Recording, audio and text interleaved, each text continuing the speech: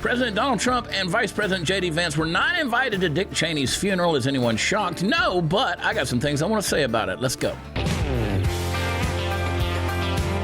All right, folks, this is wild. It's petty, but it's wild. I mean, it's political pettiness that we kind of enjoy to look at. But it's, the state of our country. It's all kind of summed up today at the attendees, when you look at the attendees of former Vice President Dick Cheney's funeral. I got some things I want to say about it, but I'm going to show you some clips here in a second.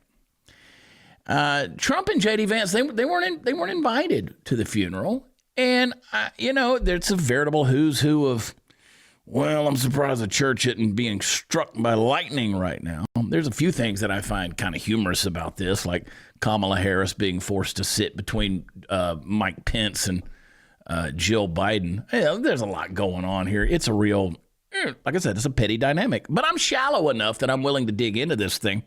Can I take you back a little ways and just remind you something that Dick Cheney said about Donald Trump back in the day? Listen to the angst and vitriol in his voice. Play the clip. 6-year history. There has never been an individual who is a greater threat to our republic than Donald Trump. He tried to steal the last election using lies and violence to keep himself in power after the voters had rejected him. He is a coward. A real man wouldn't lie to his supporters. He lost his election, and he lost big. I know it, he knows it, and deep down, I think most Republicans know it. And our nation... Dick. Then he turned around and shot a dude in the face. Let's go a little bit further. Listen, the pettiness, God rest his soul. But let's deal with the funeral today, okay? George W. Bush, he gets up, he's eulogizing. He takes a little shot, a little dog whistle, takes a shot at Trump. Play the clip. Stated version of events, but there's a little more to the story. His abilities were self-evident without need of calculation or self-promotion. His talent and restraint exceeded his ego. Even before the Cheney name reached the national stage, people always saw something in the man, solid, reliable, and rare. Oh, don't worry. Mike Pence, he had something to say. I mean, vice presidents talking about vice presidents. He says that Dick Cheney's going to be remembered as a patriot. Maybe so, but I got some things to say before you make a decision. Play the clip. Well, I think Vice President Dick Cheney is going to be remembered as an American patriot, but an extraordinary public servant. And when you think of a lifetime that spanned not only service in Congress, where he was in leadership, but being one of the youngest chiefs of staff for a president, with President Gerald Ford, going on to being the Secretary of Defense for President George Herbert Walker Bush, and then, of course, Vice President President George W. Bush. I mean, there are very few Americans who have served at such levels with such distinction as Dick Cheney. But I think more than that, Jeff, I think he will be remembered as a man who was there at critical moments in the life of the nation. In the wake of Watergate, we had President Gerald Ford who made that hard decision to pardon President Nixon and move the country forward to a time to heal. Dick Cheney was there as his chief of staff. Operation Desert Storm under President George Herbert Walker Bush, where he was Secretary of Defense in an extraordinary American military victory. And then, of course, being there on September 11th. Oh, Mike, the swamp loves the swamp, don't they? I mean, you're going to sit there and try to eulogize the guy on national news coverage and just talk about how wonderful of a human being was. They don't even understand patriotism anymore. They think patriotism is just having been there for 150 years. Like you were on the inside for that long, and that's somehow being equated with patriotism. Look, I get why they didn't invite Trump and J.D. Vance. Trump and Vance, they probably won't come to my funeral either. But here's the deal.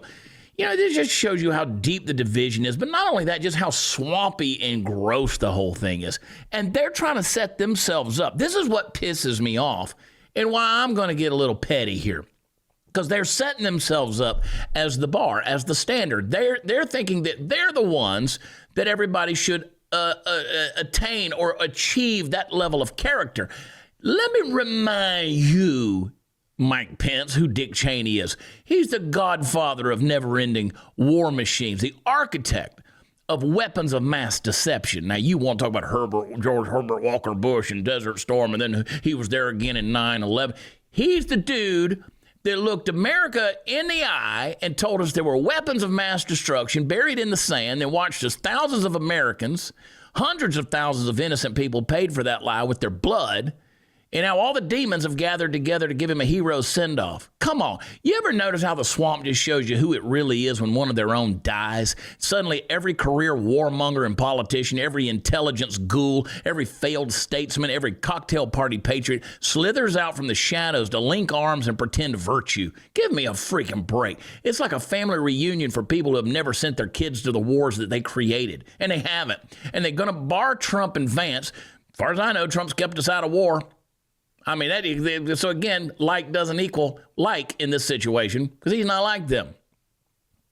And you know what? To see Trump there, to see Vance there, would be a reminder of their own sins. Because whether you like Trump or not is beside the point. Listen, you've got the right to invite anybody that you want to a funeral. It's a family deal, right? But come on, this is the former vice president of the United States. But you got Trump, who had the audacity to question the forever war model. And you got Vance, who's got the nerve to say maybe we should not be laundering American sons and daughters through another foreign conflict. By the way, he's a Marine. I mean, the nerve of these guys, the nerve to want peace, the nerve to try to go out there and negotiate it. Meanwhile, the entire establishment circles around Dick Cheney like they're honoring St. Drone Strike.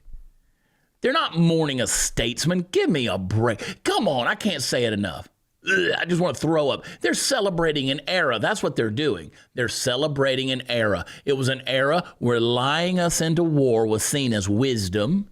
The era where the military-industrial complex wrote the script and presidents read their lines. The era where politicians became stockholders in the very companies that profited off body bags and broken families.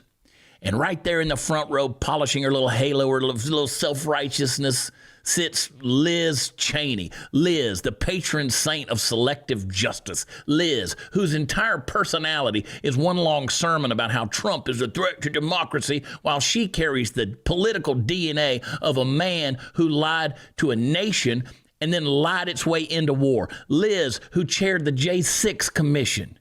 That was less of an investigation and more of a political witch hunt, a show trial built on withheld footage, manipulated narratives, and a mission to criminalize dissent. And let's talk about that J6 commission while we're on it. The same commission that pretended to be the guardians of truth while burying exculpatory evidence. The same commission that edited tapes like a Hollywood studio to produce the story they wanted. The same commission that destroyed their own archives on the way out the door. Imagine that. Evidence just gone. Why?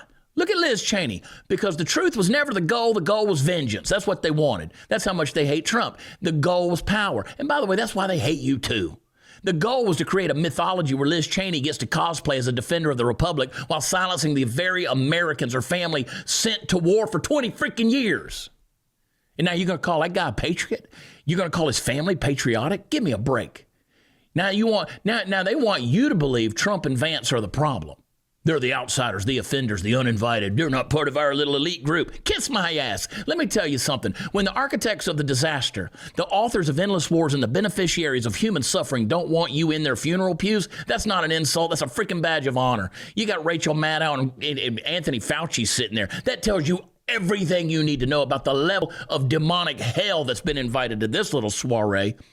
It means you did something right. That means you threatened their kingdom. It means you cut too close to the freaking truth. So yeah, let the demons gather. Let them toast the legacy of a man whose policies left a trail of loss from Baghdad to Baltimore. Let them celebrate each other, because they always do. But don't forget this. The people who lied about weapons of mass destruction, they're still running Washington, D.C. And when they have a little funeral procession like this, they're just reminding you of that. They still sit on the boards. They still control the lobbies. They still whisper into the ears of presidents. They still get invited to all the funerals, all the galas, all the back rooms where the decisions are made. And the only people they fear are the ones that refuse to let them in the room. So Trump and Vance not getting invited to Cheney's funeral is the most honest moment in Washington. And it's maybe in the last couple of generations. Because it's the swamp admitting who it really loves and who it really hates. And brother, I assure you, you want to be hated by that crowd. Because when the demons gather to honor their king, you don't want a seat at that table. You want to be the one flipping it. So you know what, Dick Cheney, may God rest your soul, and may certainly he have mercy on it. Make sure you subscribe to the Chad Prather Show. Click like, share this if you agree with me. If you don't, whatever, go to that funeral and whatever, kiss their ass. I love y'all. I do. I disagree with some of you. You disagree with me, and that's okay. Still love you. God bless. Talk to you next time. Bye.